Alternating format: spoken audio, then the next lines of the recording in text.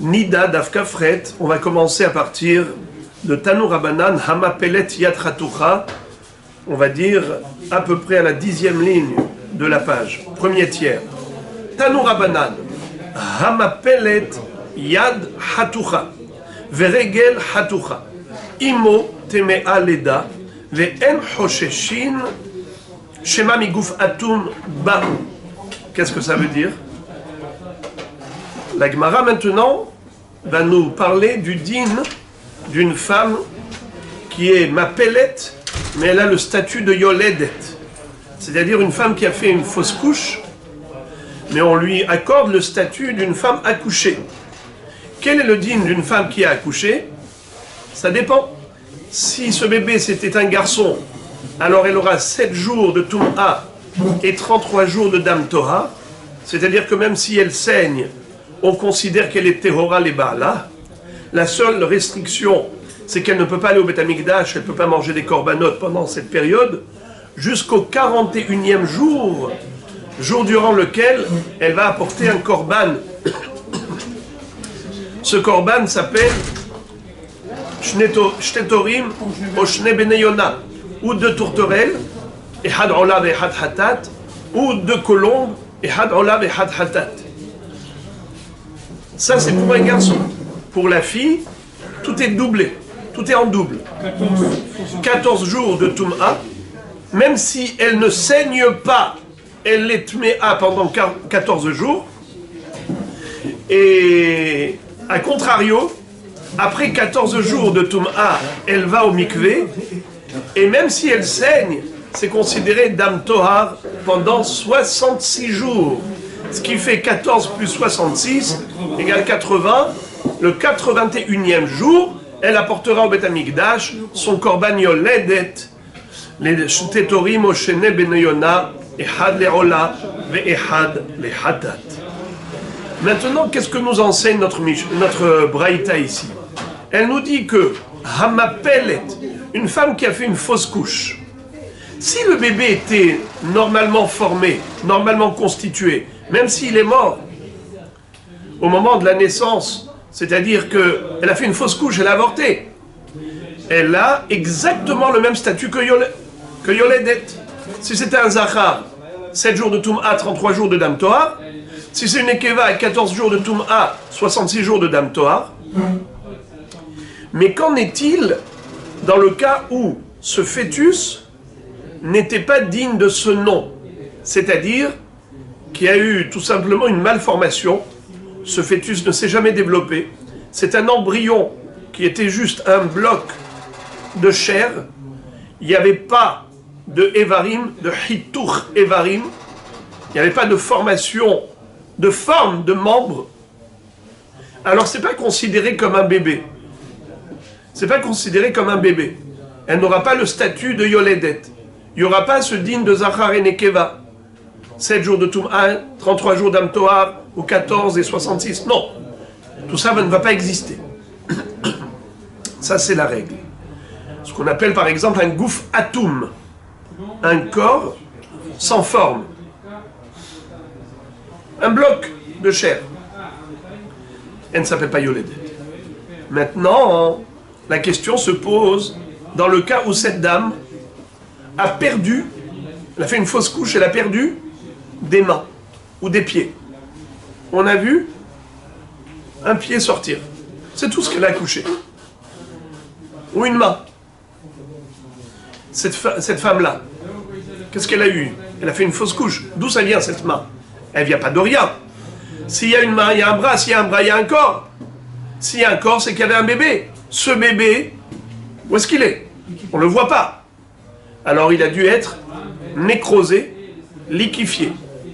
Elle n'a sorti que des mains. Ou elle n'a sorti que des pieds. Alors regardez ça. Hamapelet yad hatucha. Veregel hatucha. Le mot hatucha, ici il ne faut pas le comprendre dans le sens de une main coupée ou un pied coupé. Ici hatucha, ça veut dire formé, ciselé. Ça veut dire que la main avait une forme de main. Elle a ce qu'on appelle hituch evarim, une forme de membre. Les organes en question tel la main, tel le pied. Ici, vous avez de la place. La main ou le pied était tellement bien formé qu'il n'y a aucun doute qu'il y avait ici un bébé. Mais ce bébé, on ne le voit pas. Alors écoutez le hidouche extraordinaire. Imo temea leda ve'en hosheshin shema miguf atum ba'u. Qu'est-ce que ça veut dire? Nous disons que, bien que le corps du bébé n'est pas sorti entier, il a été liquéfié par une maladie, mais étant donné que les mains et les pieds, les mains ou les pieds sont sortis, c'était forcément lié à un corps, donc il y avait un corps. Ce corps-là, c'était un bébé normal, qui ensuite a été frappé d'une maladie, qui l'a nécrosé, liquéfié. Alors cette mère-là, qu'est-ce qu'elle est? Téméa Leda, n'est-ce pas? Qu'est-ce qu'elle avait, un garçon ou une fille? Ses mains, ses pieds, on ne sait pas d'où ça provient. Alors peut-être garçon, peut-être fille. Qu'est-ce qu'on fait quand on a un safek, les amis? Rappelez-moi, 2 mots. La zachar, vela nekeva. On la considère yoledet, peut-être zachar, peut-être nekeva, dans le sens de la humra. C'est quoi la humra? La humra du zachar, c'est quoi? On va commencer par la humra de nekeva. La humra de nekeva, c'est quoi? C'est que la période d'impureté, la période de Tum'a, elle est double. C'est-à-dire 14 jours, elle est interdite à son mari. Pendant 14 jours après l'accouchement, son mari ne peut pas avoir de relation avec elle. Alors que pour un garçon, après 7 jours, ça y est, elle va au mikvé.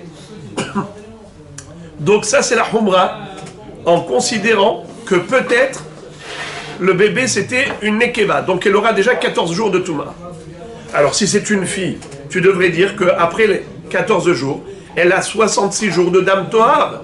C'est-à-dire que même si elle saigne, on considère que c'est du Dam Tahor. Et elle peut aller avec son mari pendant 66 jours.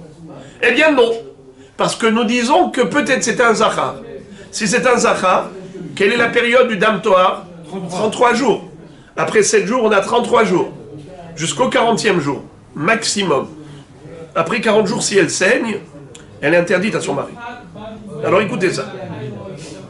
La Zachar et la Nekeva. On lui donne la Humra de Nekeva par rapport au jour d'impureté. Et on lui donne le statut de Zachar par rapport au jour de pureté. 14 et 26. Alors 14 et 26. Elle n'aura que 26 jours de Dam Tohar. Car après les 14 jours de Tum'a, on lui permettra d'aller avec son mari, même si elle saigne, jusqu'au 40e jour. Car peut-être c'était un Zachar. Et le Zachar, c'est son din. Après 40 jours, si elle saigne, c'est Nida. Voilà donc ce qu'on va faire. Maintenant, c'est quoi le chidouche? Toda Rabba, ça on le savait, que quand on a un safek, Zachar, safek nekeva, c'est le din. C'est quoi le chidouche? Le chidouche, c'est qu'ici, on n'a aucun moyen d'identifier. Est-ce que c'était un gouffre qui était Zachar ou un gouffre qui était nekeva? D'où provient cette main, ce pied? D'un gouffre qui était Zachar ou nekeva. Alors on dit, peut-être Zachar, peut-être nekeva. Mais attention, troisième hypothèse, c'est ni Zachar et ni nekeva, c'est gouffre atum. Et si c'est un gouffre atum, c'est pas une yoledet. Si c'est pas une yoledet, il y a 0 jour de pureté. C'est vrai qu'il n'y a pas d'impureté. Il n'y a pas de 14 jours de tum. Hein? C'est pas une yoledet. Si c'est un gouffre atum, c'est pas un bébé.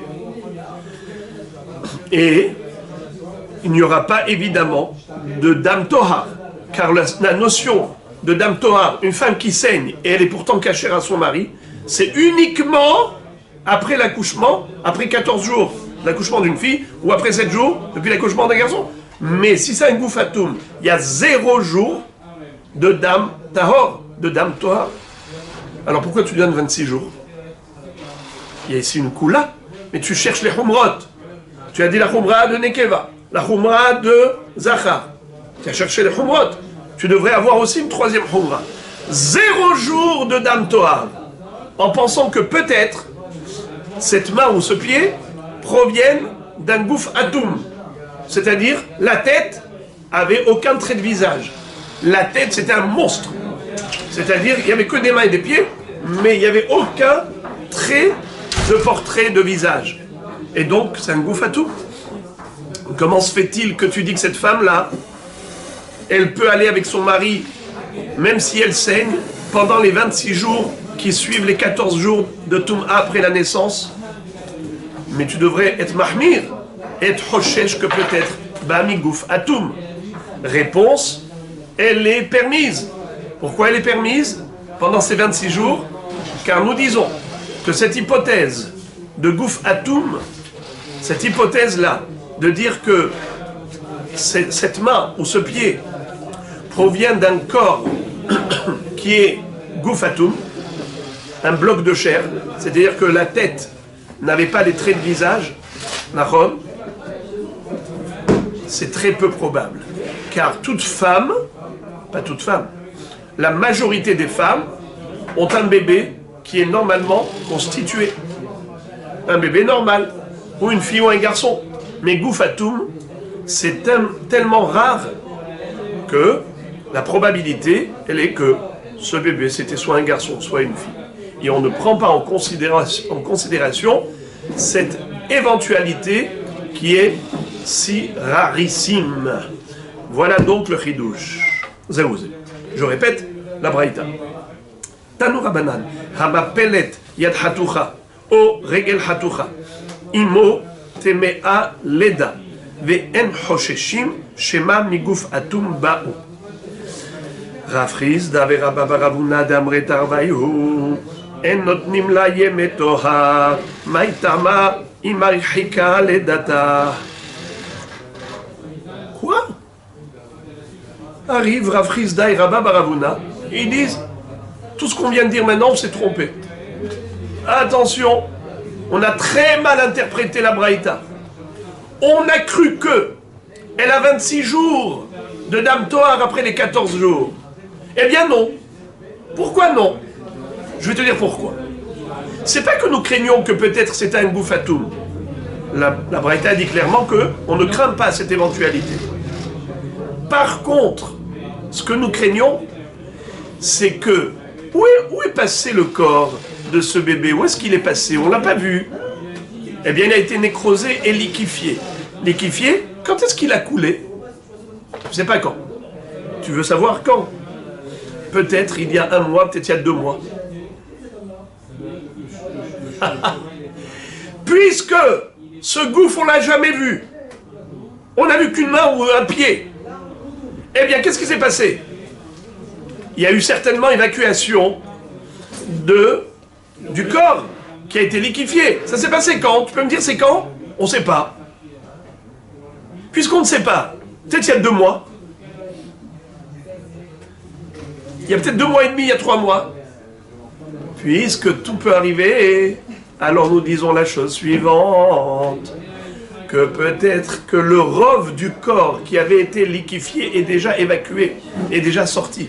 Donc cette femme a déjà accouché le rove du corps de ce bébé avorton.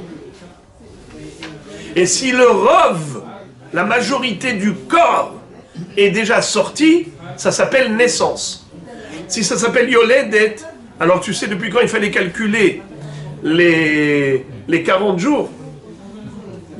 Tu sais depuis quand? On ne sait pas. Peut-être qu'ils sont déjà terminés. Alors comment tu vas lui donner maintenant 26 jours de Dam Tohar? C'est juste impossible.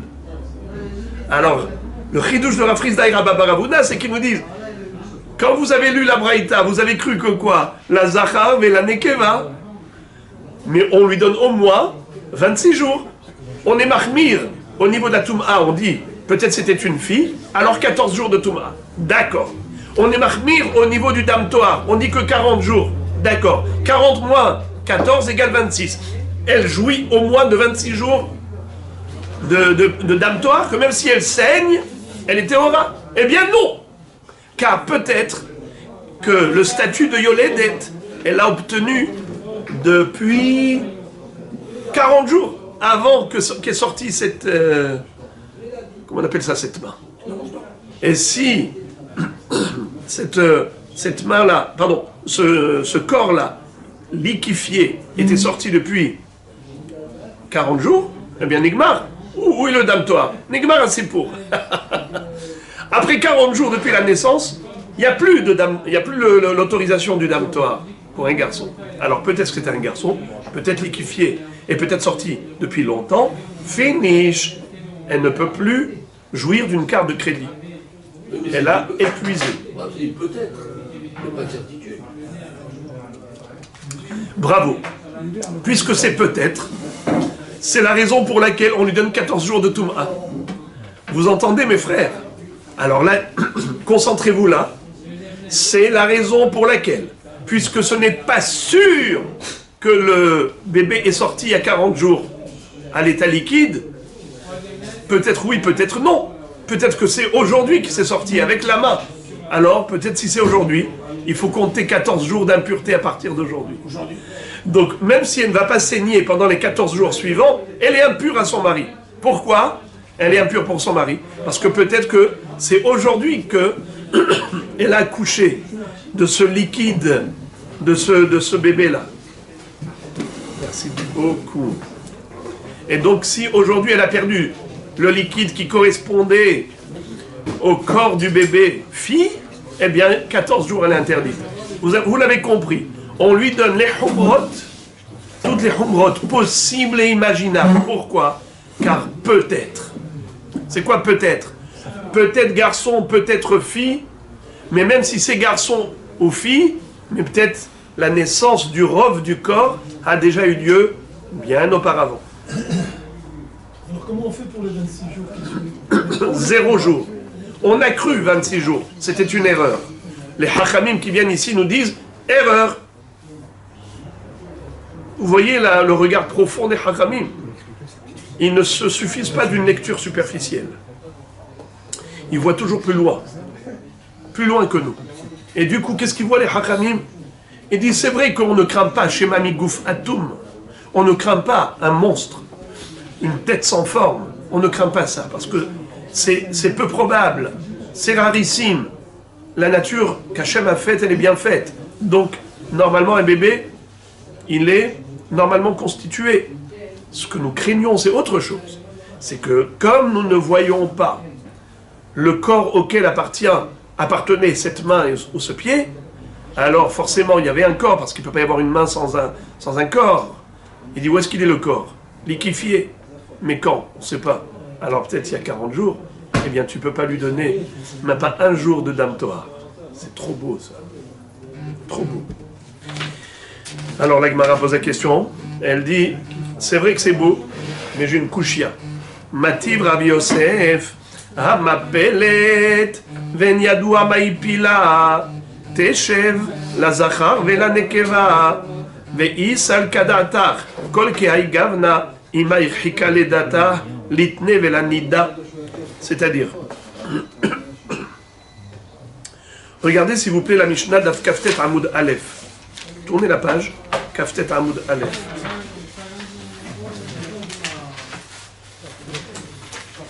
Juste une page. Hamapelet ve'en yadua mahu teshev la zachar ve'la nekeva. Qu'est-ce que ça veut dire? Une femme qui a fait une fausse couche et on ne sait pas c'était quoi? Si c'est un garçon. C'est un garçon ou une fille? Alors quoi? On a dit 14 plus 26. Exactement. 14 jours de Toum'a et 26 jours de Dam Tohar. Pas plus. Car peut-être c'était Nekeva, peut-être c'était Zachar. Very good. Alors, la Gemara dit, comment ça se fait qu'on a dit, on lui a donné 26 jours de Dam Tohar? Si tu crains que peut-être il y a eu une liquéfication et une nécrose du bébé, et qui est sorti bien plus tôt et on ne sait pas quand, et à cause de ça on lui donne 0 jour de Dam Tohar, alors la Mishnah aurait dû dire la Zachar, Vela Nekeva, Vela Nida. Ça veut dire quoi? Teshev la Zachar, Vela Nekeva, Vela Nida. On devrait rajouter un troisième mot, Nida. C'est quoi Nida? Elle est peut-être Nida. Pourquoi elle est peut-être Nida? Car peut-être que la naissance du Zachar ou Nekeva, c'était bien avant. Et si c'était bien avant, hein, c'est déjà passé. Alors pourquoi tu lui donnes 26 jours de Dam Tohar? La Mishnah dit que Zachar Nekeva, elle n'a pas dit Nida. Or d'après toi, on devrait rajouter un troisième mot. Nida, c'est que maintenant, ce sang-là qu'elle a, c'est peut-être de la nida, c'est pas du dam toar. Vous pouvez, et vous avez le droit de rebondir en disant, eh oh, qui te dit qu'ici on parle d'un corps liquide? Ici peut-être on parle d'un bébé normal. Elle a vu un bébé sortir, un corps entier. Seulement, c'est tombé dans le pont d'Avignon, et c'est tombé dans l'eau, va le chercher maintenant. Tu sais pas, Zachar Nekeva, alors tu dis, la Zachar vena Nekeva. Mais c'est pas un gouf atoum, c'est pas quelque chose comme ça, ou une nécrose, ou une liquéfaction. Qui te dit qu'on parle de ça? Eh bien, les Rishonim disent que forcément on parle aussi de ça, parce que, justement, on parle que de ça, parce que sinon il n'y a pas de chidouche. Il y a zéro chidouche. On a besoin d'une Mishnah pour nous dire ça. Que si il y a eu un bébé, mais tu ne sais pas si c'est un garçon ou une fille, alors Zachar Nekeva, tu lui donnes Khumra d'un côté, Khumra de l'autre. Boker Tov, ça je le sais tout seul. Pas besoin d'une Mishnah pour ça. Ici, le chidouche, c'est de dire que même si le bébé n'était pas normal, il y a eu un accident, comme on vient de dire, que c'était en morceaux, et qu'on ne sait pas, bichlal, depuis quand ces morceaux-là, ce corps a été liquéfié. On ne sait pas depuis quand. Et malgré tout, on te donne la Zachar ben la Nekeva, 26 jours de Dam Toar.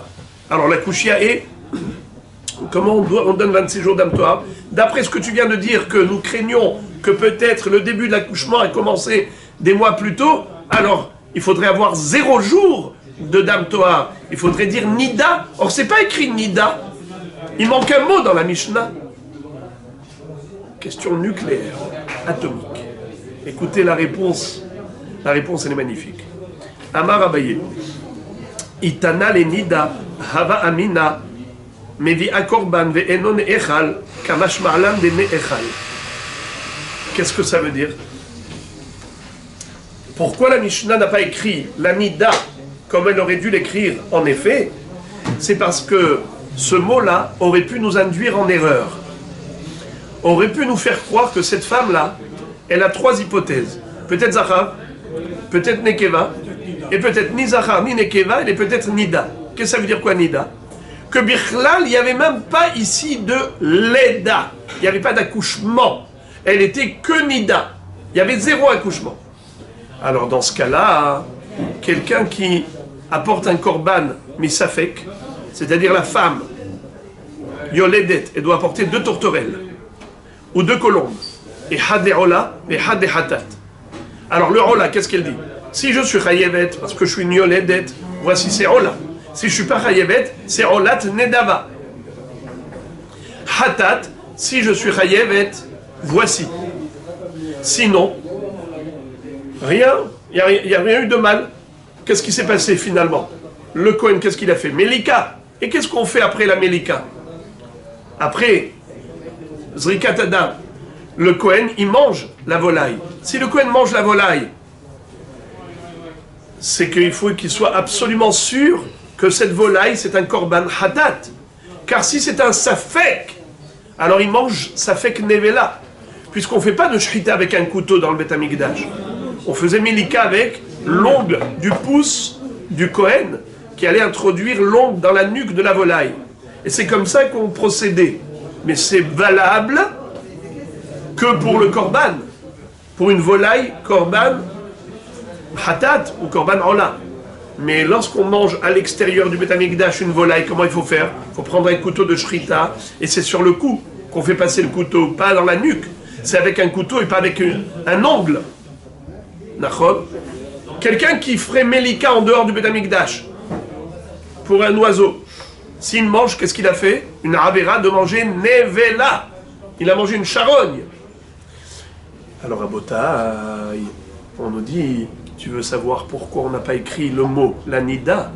Car si on t'avait écrit la nida, tu aurais pu croire que il y a là dans ce doute 3 facettes. Peut-être Zachar, peut-être Nekeva, peut-être ni Zachar ni Nekeva parce que c'était un monstre. Et donc est-ce qu'elle est que Nida? Et si elle est que Nida, donc elle n'est pas Yoledet. Si elle n'est pas yoledet, il n'y a pas lieu d'apporter un korban. S'il n'y a pas lieu d'apporter un korban et qu'elle apporte malgré tout, à cause du safek, que peut-être elle est yoledet zachar ou nekeva. Donc, le Kohen ne peut pas manger ce korban hatat. Pourquoi il ne peut pas manger? Parce que ça fait que nevela, ça fait que yoledet, ça fait que nida. C'est la raison pour laquelle la Mishnah a dit je préfère retirer tout risque d'erreur. Je ne vais pas écrire nida. Il va de soi, comme les Chachamim nous l'ont dit, il va de soi qu'on lui donne 0 jour de Dam Tohar. On la considère immédiatement peut-être Nida, parce que peut-être que la naissance, elle a eu lieu bien avant. Mais il y a eu une naissance. Qui dit naissance, dit Korban. Donc c'est sûr que le Kohen peut manger. C'est sûr que le Kohen peut manger le Korban Hatat, cette volaille de Hatat. Pourquoi? Parce que c'est sûr qu'elle s'appelle Yoledet. Seulement, tu ne sais pas quand est-ce qu'elle était Yoledet. Peut-être aujourd'hui, peut-être il y a 40 jours, peut-être il y a 80 jours. Tu ne sais pas quand. Le rov du corps nécrosé, liquéfié, quand est-ce qu'il est sorti, tu ne sais pas quand. Mais c'est sûr qu'il est sorti. Donc voilà de quoi on parle. On parle d'une femme qui est safek, Yoledet Zachar, safek Yoledet Nekeva. Mais si on t'avait écrit la Nida, tu aurais pu croire qu'elle est aussi safek Nida, c'est-à-dire qu'elle n'est pas Yoledet. Et ça, c'est une erreur. C'est sûr que celle-là, elle est Yoledet. Seulement, tu ne sais pas quand. Et ça veut dire quoi, tu ne sais pas quand? Peut-être il y a très longtemps.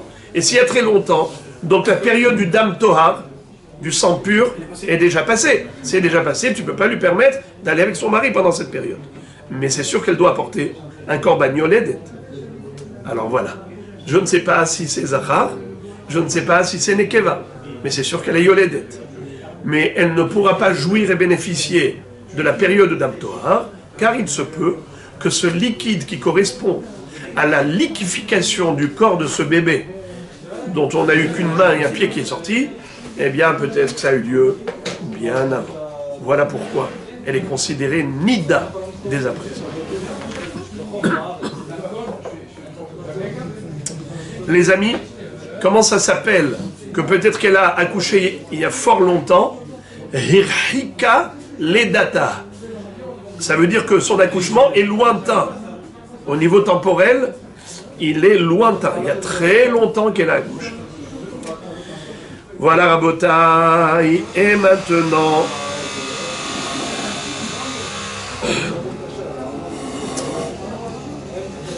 Amar Avuna Hotziru Baret Yado Vehezira Imo Teme Aleda Shenemar Vaihi Belideta Vaiten Yad.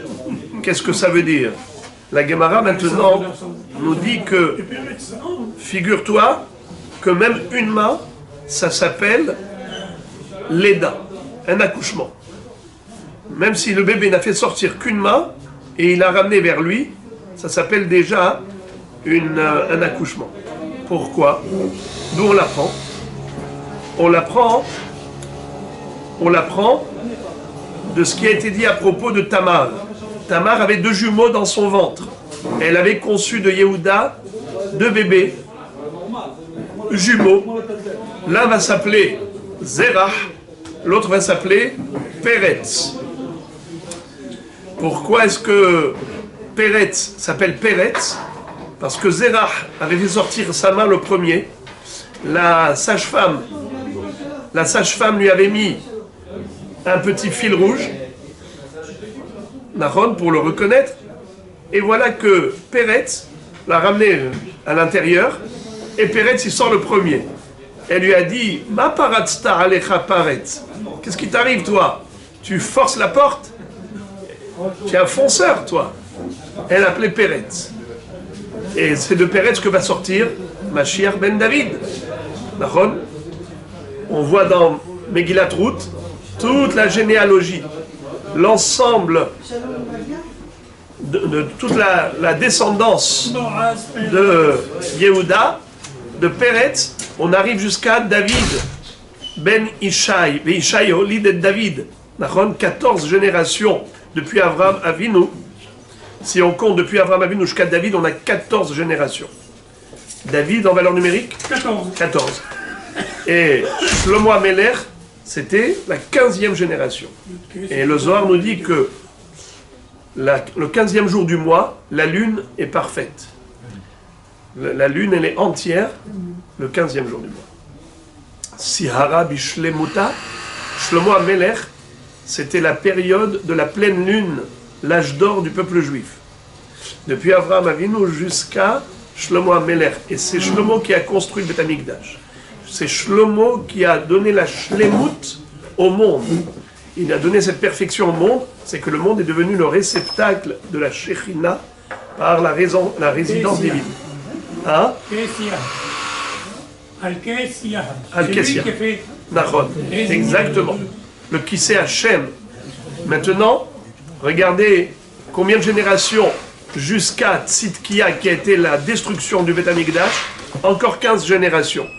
Tzidkia qui était le roi descendant de David, contemporain de la destruction du temple.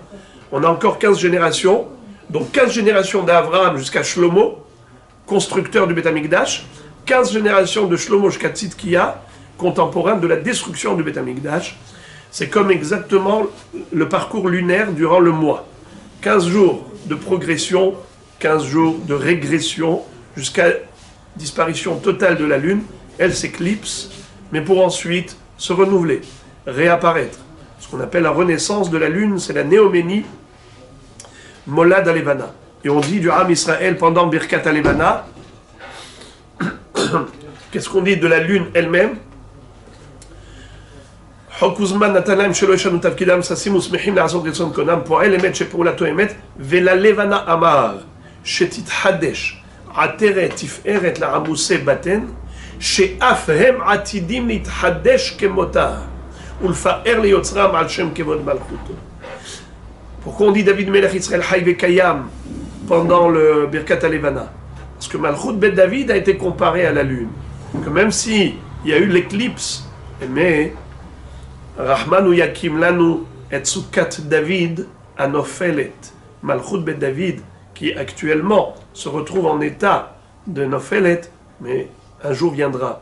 Avem Atidim Lit Hadesh, Kemota, comme le renouvellement de la lune.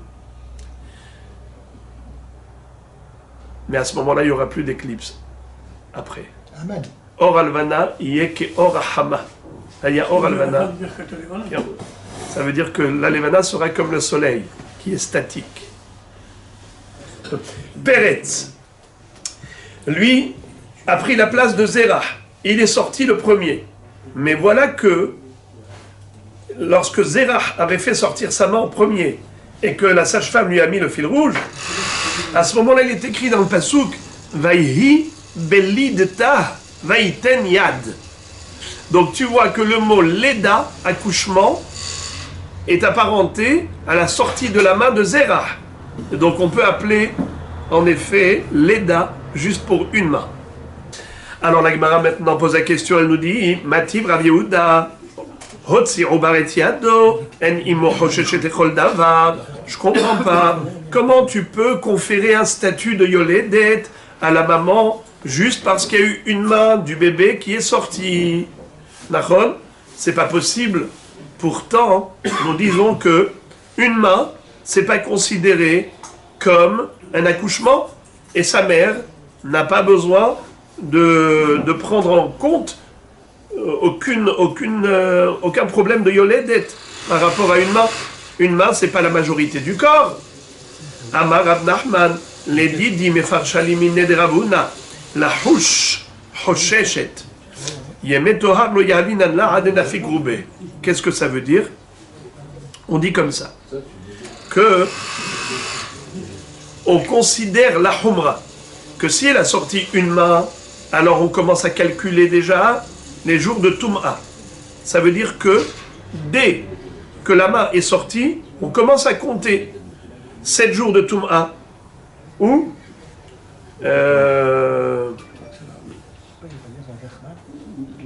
14 jours pour une fille. Nachon. Dès que la main est sortie, à partir de ce moment-là, on commence à calculer les jours de Tum'a. Par contre, les jours de Tahara, on ne lui compte pas à partir de ce moment-là. On compte le jour de le Dam Tohar à partir du moment où le rov du corps est sorti. La majorité du corps est né, est sorti, c'est là qu'on commence à compter pour le Dam Tohar. Mais on ne va pas lui accorder du Dam Tohar par rapport à la main. Donc, la Humra, compter l'impureté, c'est à partir de la main. Dès que la main est sortie, ça y est. Elle est tméa pour son mari. 7 jours. D'accord? Mais par contre, le Dam Tohar, pour dire que on lui donne une Dam Tohar, mapitom. Dam Tohar, c'est calculé qu'à partir de la naissance de la majorité du corps. Alors la Gemara pose la question, elle dit, mais je comprends pas comment tu fais ça. C'est écrit clairement, Ena Hosheshet Lechol Davar. Ça veut dire que il n'y a pas que de la Humra, il y a même de la Kula. Dans le sens où la main, c'est pas considéré comme le rov du corps, ni la Kula, ni la Humra. C'est zéro, c'est rien, c'est pas un accouchement. Réponse, Amar Abaye, Ena Hosheshet Lechol Davar. Mide oraïta, aval mide rabanan hosheshet. Abaye dit, voilà, tu as raison. La main qui est sortie, ce n'est pas un accouchement. Pourquoi? Ce n'est que la minorité du corps. Pour qu'il y ait un statut de naissance, d'accouchement, il faut la majorité du corps. Alors, pourquoi est-ce que tout de même on a dit qu'on commence à lui compter? Je vous relis l'enseignement de Ravuna. Hotsi Obar et Tiado, Vehezira, Imot me Aleda. Pourtant, Ravuna nous a dit que si le bébé a fait sortir sa main et il a ramené à l'intérieur, on considère que sa mère, elle a comme accouché. Si elle est considérée comme une accouchée, donc elle est tméa. Mais tu me dis que Ena Hosheshet, alors je comprends plus rien. Il te dit comme ça. Il y a Minatora, il y a Miderabanan. Minatora, une main, c'est pas encore le rov du corps, puisque c'est pas la majorité du corps. Ça s'appelle pas Yoled, ça c'est Minatora. Mais les Hachamim ont été Mahmirim, et ils ont dit que même une main, même une minorité du corps, c'est considéré comme Yoledet, et elle est Tméa à son mari. Miderabanan. La Gemara pose la question, elle dit Veha Kraka Amar. Je comprends pas. Comment tu peux dire une chose pareille, que c'est que Miderabanan? Pourtant, Ravuna a cité un pasouk à l'appui. Quel pasouk? De Zerah. Vaïhi belidta, vaïten yad. Donc, si on a cité un pasouk, ce pasouk, à quoi il sert? Vous appuyez quelque chose en disant qu'il y a une preuve. Il sert à nous démontrer que Minatora, elle est considérée Yoledet.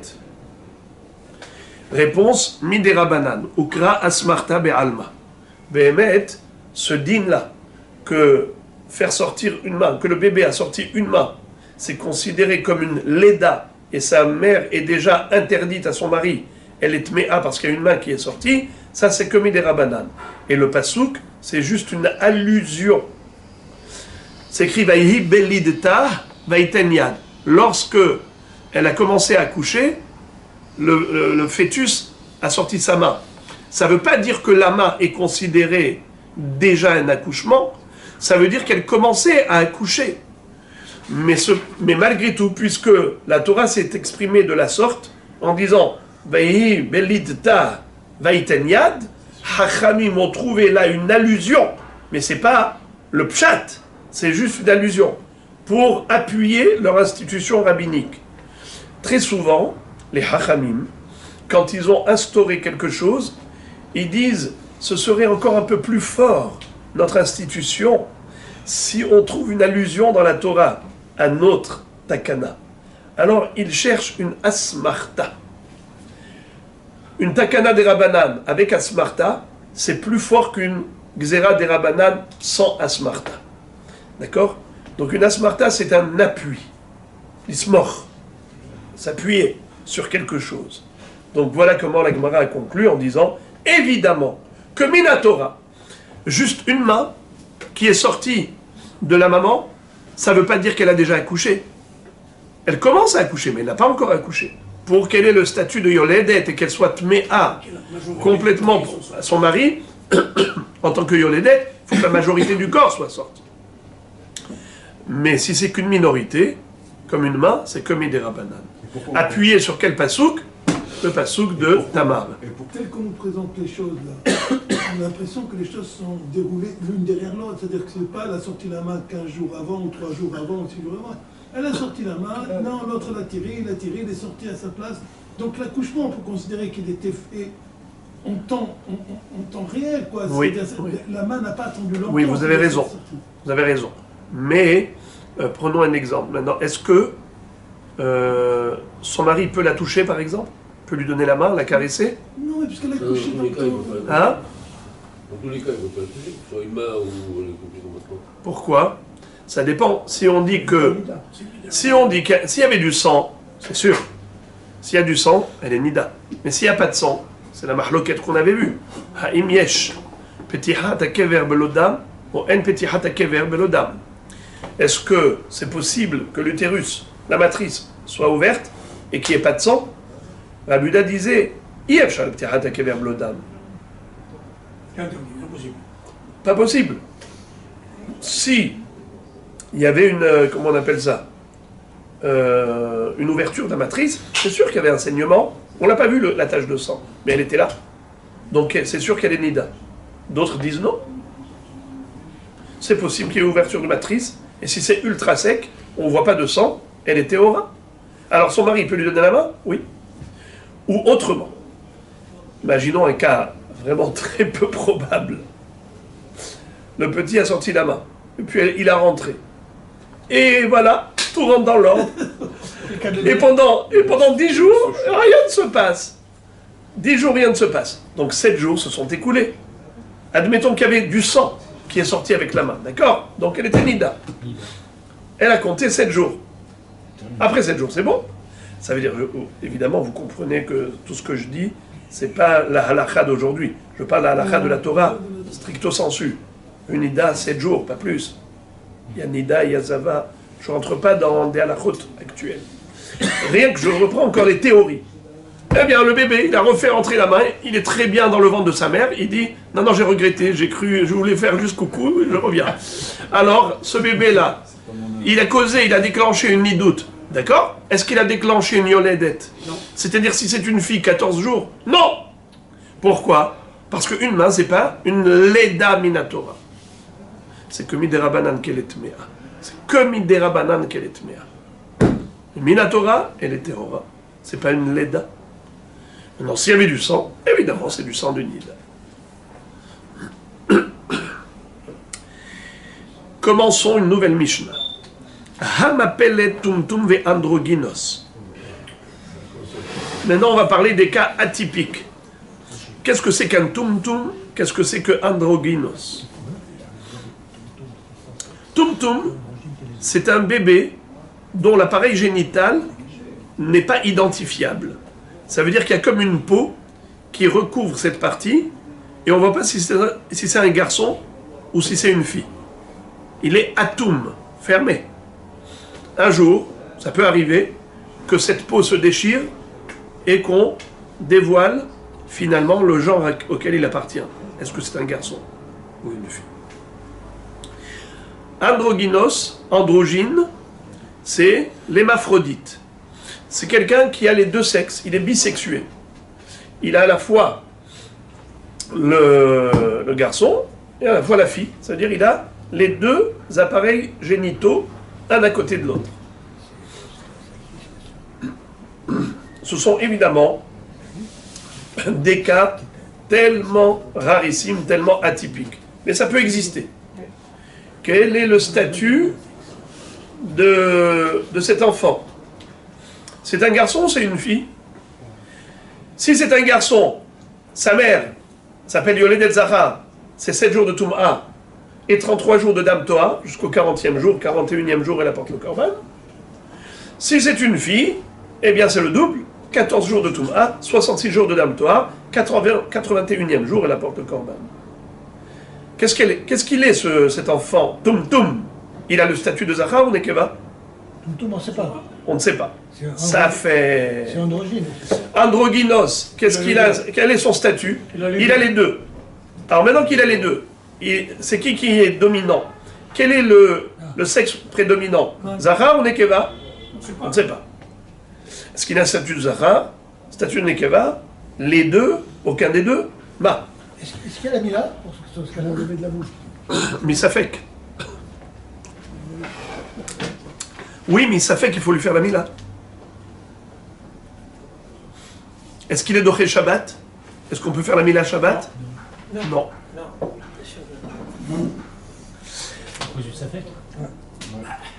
Hamapelet tumtum verdroginos. Une femme qui a perdu un tumtum ou androgynos. Donc on a déjà dit plusieurs fois qu'une fausse couche c'est comme un accouchement si le corps est entier. Teshev la zachar ve la nekeva. Qu'est-ce que ça veut dire? Teshev la zachar ve la nekeva, on l'a déjà dit 1000 fois, c'est qu'elle a les deux halachot. Halacha de zachar la humra et le statut de yoledet nekeva la humra. 14 jours de Tum'a et 26 jours de Dam Tohar. Tumtum vezachar. Elle a eu deux jumeaux. Avant, on avait dit Tumtum veandrogynos. Ça veut dire quoi Tumtum veandrogynos? Pas Tumtum et androgynos, c'est ou Tumtum ou androgynos. Elle avait eu qu'un seul bébé. Maintenant, on va parler de jumeaux. Tumtum vezachar. Elle a eu deux jumeaux. Un Tumtum et un Zachar. Ou bien, androgynos vezachar. Deux jumeaux. Un qui est hermaphrodite et l'autre qui est Zachar. Teshev la Zachar ve la nekeva. Pareil. Peut-être que l'androgyne, peut-être que le Tumtum, c'est nekeva. Alors il faut lui donner la humra de nekeva. Elle a aussi un Zachar. Alors, que Zachar aussi. Maintenant, Tumtum ve nekeva, ou androgynos nekeva, teshev la nekeva bilvad. Maintenant, si elle a eu deux jumeaux, un tumtum et une nekeva, ou androgynos et une nekeva, deux jumeaux, teshev la nekeva bilvad, elle ne sera considérée que nekeva, que yoledet nekeva. Pourquoi? C'est majorité. Bravo. Car qui peut le plus peut le moins. Bichlal mataim mané. Dans 200, il y a 100. Puisque la fille, dans sa période de Tum'a et sa période de Tahara, elle a le double du garçon. Donc, puisqu'il y avait ici deux êtres, androgyne et nekeva, Tumtum et nekeva. Admettons que le Tumtum androgynos c'est Zachar. Imaginons il y a deux jumeaux, un Zachar et une nekeva. Qu'est-ce qu'on fait? Elle est yoledet nekeva. Le même statut que yoledet nekeva. Pourquoi? Car les 7 jours de Tum'a pour un garçon, c'est inclus dans les 14 jours de Tum'a pour la fille. Et les 66 jours de Tahara pour la fille, ça inclut les 33 jours de Tahara pour le garçon. Total. Les 33 sont dans les 166. Donc voilà pourquoi Tumtum nekeva, androgynos nekeva, teshev nekeva bilvad.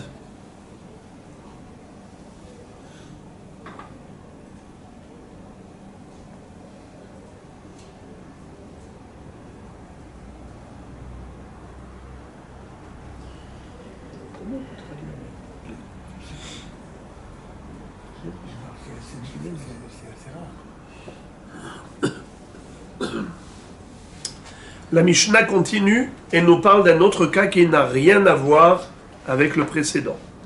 Yatsa mehutach o mesoras, misheyatsa rubo hareu keyalod.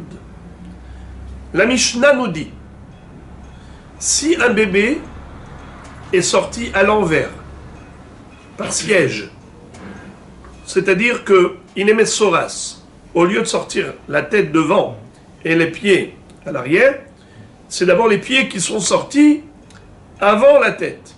Donc il est sorti de bas en haut, et non pas de haut en bas. C'est-à-dire non pas de la tête aux pieds, mais il est sorti des pieds vers la tête.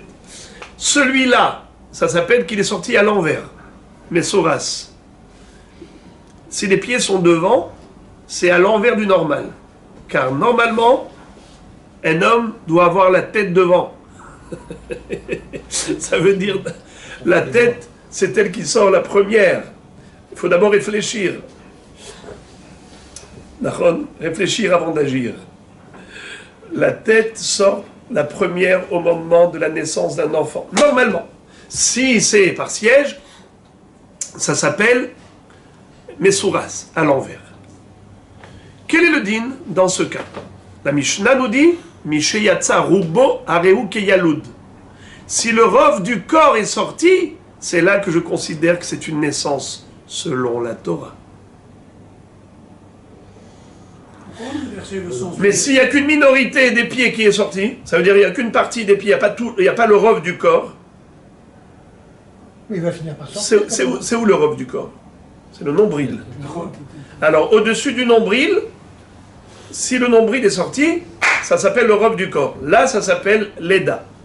Mais tant que c'est pas encore sorti, ça va sortir. Alors, quel est l'intérêt de nous dire ça? Hein, quel est l'intérêt? L'heure de sortie, si c'est entre Ben Hashmash. Bravo! Oh là là! On peut partir, merci. Hazak ou Baruch. Si par exemple, le bébé est né Ben Hashmashot, quand est-ce qu'on fait la Mila? Ah ben oui. Shabbat. Un bébé est né Ben Hashmashot de Shabbat. Ou Ben Hashmashot de Motzaï Shabbat. Quand est-ce qu'on fait la Mila? Ça dépend quand dimanche. Le moment de la sortie du bébé du corps de la mère, alors Alors c'est ça. La Leda, si c'est avant la Shkia, si c'est avant le coucher du soleil, Dimanche. alors qu'est-ce qu'on fait? Donc c'est vendredi. Ou dimanche. C'est-à-dire c'est le jour d'avant. Mais si c'est après le coucher du soleil et on est dans le Safek, C'est Shabbat. alors on doit décaler. Pourquoi on doit décaler? Parce que peut-être, Ben Hashmashot, c'est le jour d'avant, peut-être c'est le jour suivant. Tu peux pas faire la Mila le 7e jour, mais tu peux faire la Mila le 9e jour.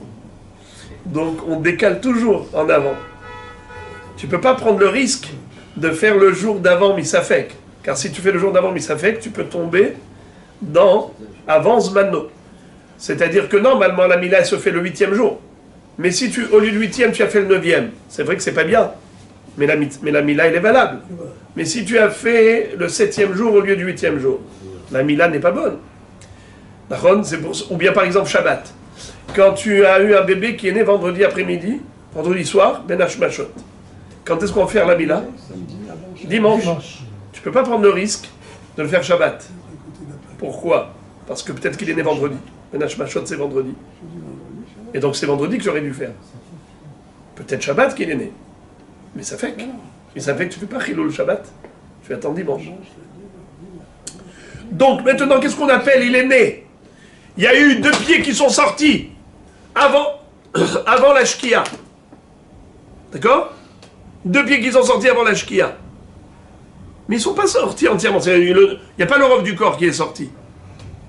Quand est-ce qu'il est sorti le rov du corps? Après la Shkia. C'est quand qu'on fait la Mila, le jour d'avant ou le jour d'après? D'après. Le jour d'après. D'accord? Donc c'est important de savoir. D'abord, Yatsa Mechutach. Maintenant, s'il sort, pas seulement par les pieds, Hashem Yatzilenu, la pauvre femme, qui a perdu son bébé déjà dans le ventre. Donc il ne peut pas sortir comme ça, il le sort en morceaux.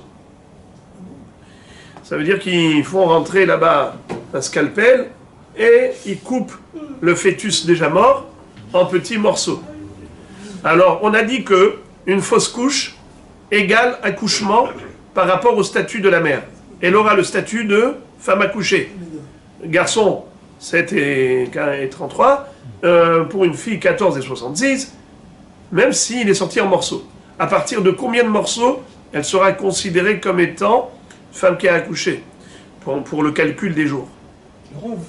Bravo. Le rov. Je répète. Yatsa mechutach o mesoras misheyatsa rubo harehu keyalud. Si le fœtus est sorti en morceaux, ou l'accouchement s'est fait à l'envers, les pieds devant, à partir du moment où il y a, comment on appelle ça, le rov qui est sorti, Harehu Keyalud. Yatsa Kedarko, Ad Sheyetse Rov Rosho. S'il est sorti normalement, c'est-à-dire la tête devant, jusqu'à ce que, même si il y a eu le rov de la tête qui est sorti, ça suffit. On n'a pas besoin du rov du corps. La tête pensante, la tête est tellement importante qu'elle est considérée comme tout le corps. Et si le rov de la tête est sorti, c'est comme si le rov du corps est sorti. Et qu'est-ce qu'on appelle le rov de la tête? Ve'ezeu rov rosho, misheyetse paddahto. C'est le front. À partir du moment où le front est sorti, Ça s'appelle le rov de la tête, qui est considéré comme le rov du corps. Fin de la Mishnah, début de la Gemara. La Gemara maintenant se rapporte à ce qu'on avait dit avant à propos de Tumtum. Rappelez-vous. Une femme qui a perdu un bébé, fausse couche, mais c'était un Tumtum. Ou bien c'était androgynos. Qu'est-ce qu'on a dit? Teshev la Zachar ou la Nekeva à cause du Safek. Safek Zachar, Safek Nekeva. Mais si maintenant il a fait sortir un Tumtum et Zachar, deux jumeaux, Tumtum ve Zachar, ou bien androgynos ve Zachar, quel est le din? Teshev la Zachar ve la Nekeva. D'accord? Alors, la Gemara pose la question, elle dit Hashta Tumtum lechude, ve androgynos lechude, amar Teshev la Zachar ve la Nekeva. Tumtum vezachar, androgynos vezachar, mi baya. Je comprends pas. Qu'est-ce que tu avais besoin de me dire le deuxième cas? Le deuxième cas de la Mishnah est inutile, car tu m'as déjà enseigné le din à propos d'une femme qui a accouché juste d'un tumtum, ou juste d'un androgynos. Qu'est-ce que tu m'as dit? Teshev la zachar ve la nekeva. Comme on ne sait pas s'il a un statut de zachar ou un statut de nekeva, on est mahmir dans les deux sens. 14 jours d'impureté et 33 jours de dam tohar seulement. Pas 66 jours comme une nekeva, car on ne sait pas. Alors maintenant, elle a eu un zachar en plus. Alors c'est encore plus, c'est encore pire. C'est sûr que ça va nous donner que de la humra. Pourquoi? Car le zachar, il n'a que 40 jours. C'est 33 jours de dam tohar. Et l'androgynos ou le tumtum, ça fait que nekeva, donc 14 jours d'impureté. Alors je ne vois pas l'utilité de nous enseigner le deuxième cas, alors que tu m'as déjà enseigné le principe dans le premier cas. Donc je ne vois pas quel est l'intérêt de me rajouter le deuxième cas. Et ça va de soi, une fois que tu m'as enseigné le principe, que tumtum et androgynos, et ça fait que zachar, ça fait que nekeva, alors on est mahmir dans les deux sens. Alors qu'est-ce que tu veux? Pourquoi tu m'as rajouté ça? Réponse. Itzterich. Il fallait le dire. Pourquoi? Maoud etema. Ho'il v'amarabi Yitzchak. Isha mazra'a tehila yoledet zachar. Ish mazri'a tehila yoledet nekeva. Ima midehai zachar. Haina mezachar. Kamash ma'alan. Ima shne mizri'u bebatachat. Zo zachar veze nekeva. Regardez la réponse sublime de la Gemara. C'est que nous aurions pu croire qu'étant donné que le jumeau du tumtum et androgynos est un zachar, certainement, même le tumtum et androgynos, c'est un zachar. C'est un safek, par exemple, le tumtum. Pas l'androgynos, parce que c'est un safek au niveau du statut. Mais le tumtum, c'est fermé. L'appareil génital n'est pas dévoilé. Tu ne peux pas l'identifier. Mais certainement, probablement, c'est un garçon. Pourquoi c'est un garçon? Car son jumeau, c'est un garçon. Exactement. Isha kitazri arviel dazachar. Hachamim disent que si c'est la femme qui ovule la première, eh bien en effet, le bébé sera un garçon. Si c'est l'homme qui est le premier à semer, alors ce sera une nekeva. Maintenant tu vois que le jumeau est zachar, donc certainement le tumtum est lui aussi zachar. Probablement. La Gemara dit non, cette probabilité n'est pas certaine du tout, car il se peut que les deux, quand ils ont eu les jumeaux, c'était les deux en même temps qui ont été mazri'im.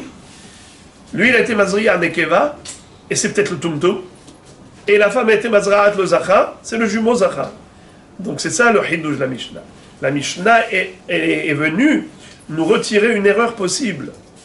On aurait pu se méprendre en pensant que si le jumeau du tumtum est un zachar, donc le tumtum est aussi zachar.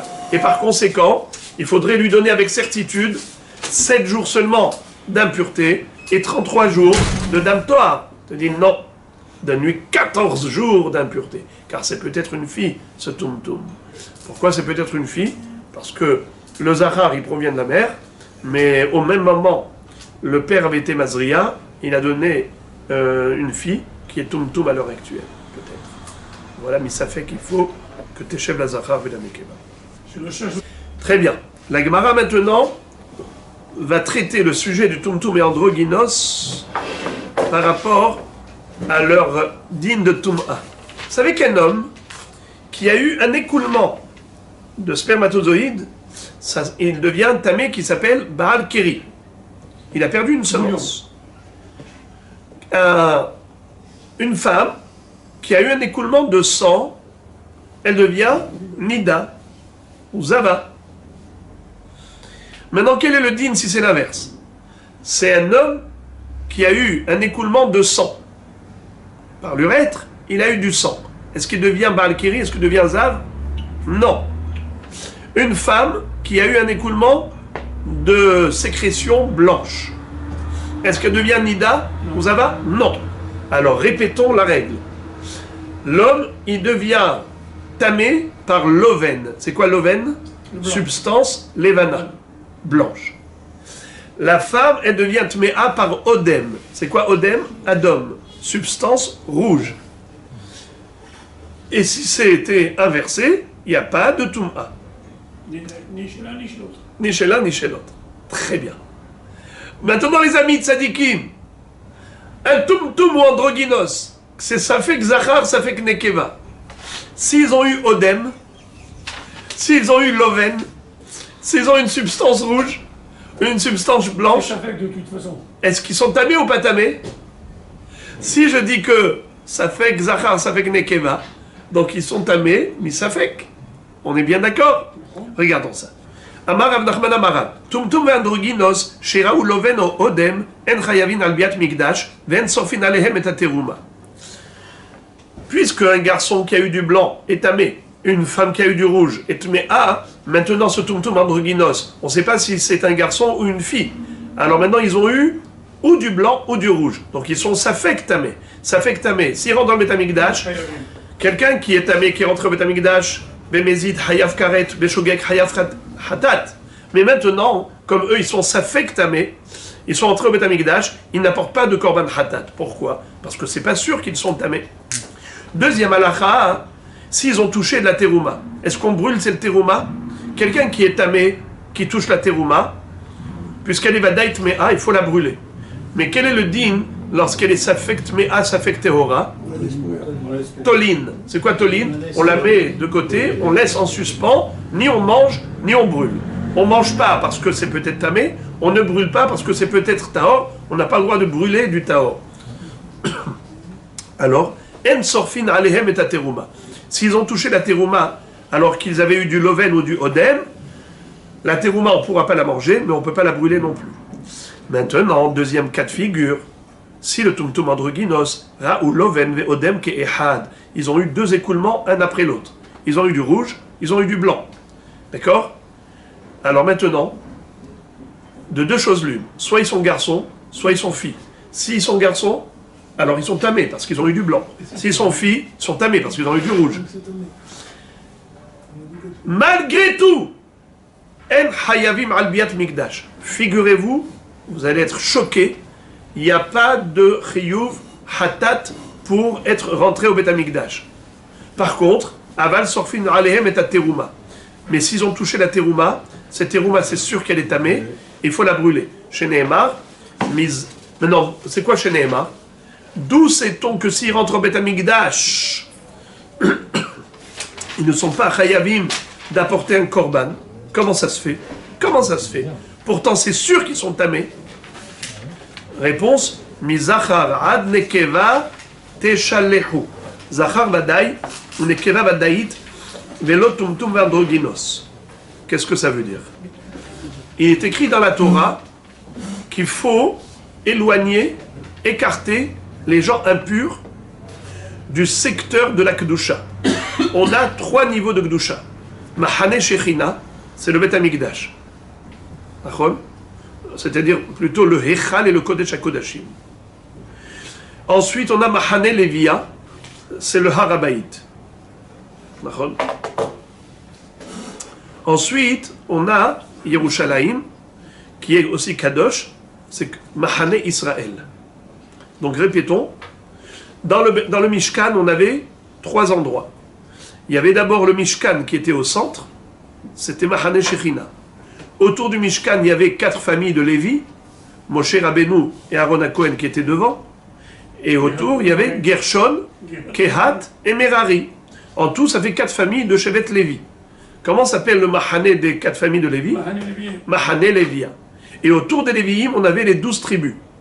3 Shvatim de chaque côté des 4 points cardinaux.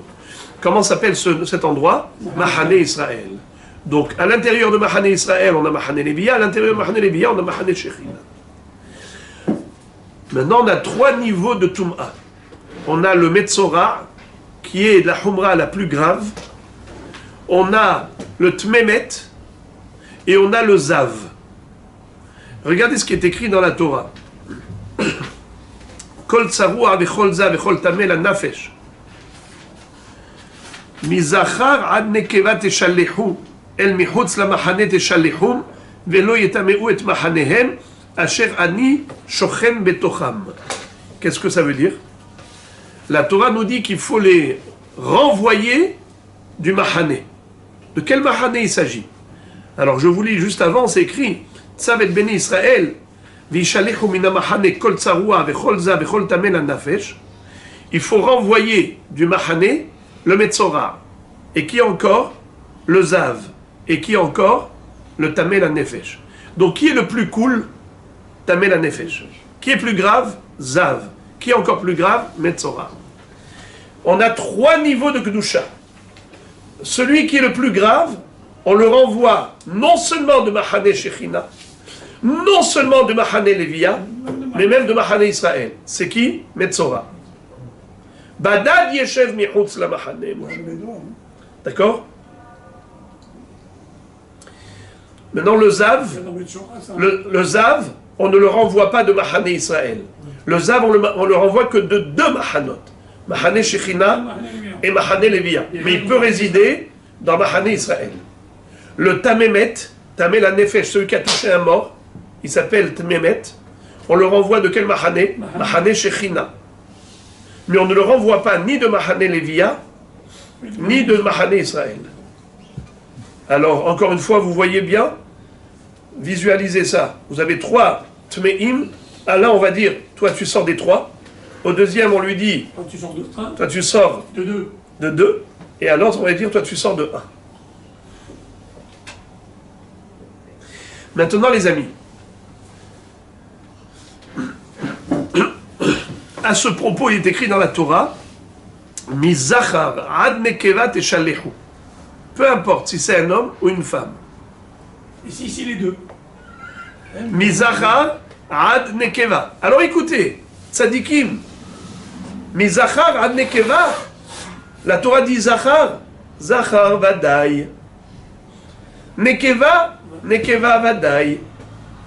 Si tu es sûr que c'est un Zachar, si tu es sûr que c'est une Nekeva, alors t'es shallehu. Mais si c'est Safek Zachar, Safek Nekeva, comme Tumtum et Androgynos, il n'y a pas l'obligation de les renvoyer. Il n'y a pas de Teshallehu. Alors il y a une discussion entre les Mefarshim, à savoir, est-ce que les Khatchila, ils ont le droit de rentrer dans le Beth Amikdash parce qu'ils sont Safek Zachar, Safek Nekeva, donc Bichlal, il n'y a aucune obligation de Teshallehu, et c'est ce qui laisse entendre le Pasuk. Le Pasuk dit Mizachar an Nekeva Teshallehu, vous renverrez du Mahané ceux qui sont Vadai Zachar, ceux qui sont Vadai Nekeva. Par contre, Tumtum Androgynos, bien qu'on est sûr qu'ils sont tamés, ils ont eu du Loven et du Odem, c'est sûr qu'ils sont tamés.